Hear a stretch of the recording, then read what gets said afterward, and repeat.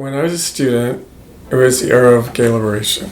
So gay liberation kind of set the note for, it was a big change, right?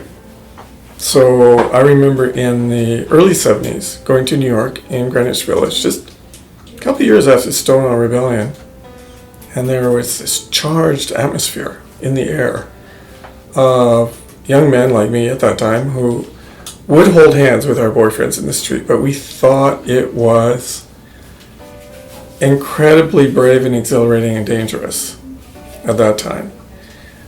So Greenwich Village then, not unlike Church Street now, had a huge gay population and so on, but it was still the first time that people dared to do anything in public. We often felt like very scared pioneers. We were the first and there was no one around us. The ones around us we looked at were like other movements of the era, like the Black Civil Rights Movement, feminists, all that kind of political unrest, which was helpful because we don't have that nearly so much today. But there was this sense of this kind of left alternative community world that you could live in and other people might understand you to some degree. So it was more horizontal than it was vertical. When I think the generation older than me, like when I was in my 20s and sort of the gay liberation generation, the generation older than me seemed very different because they were marked by the experience of the 1950s, where there was no space for them to exist.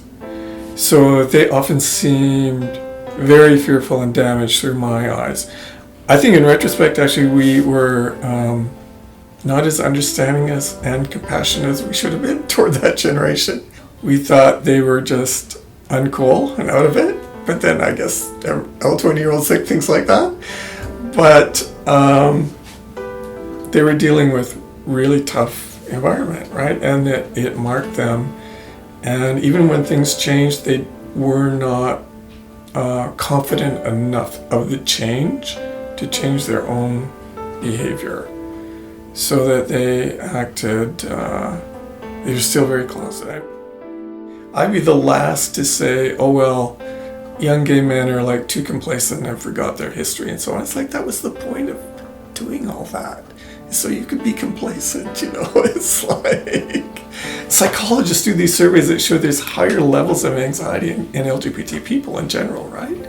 It's like the general population is like 8-10%, and LGBT people like 20% rates of fairly high levels of anxiety and depression as well.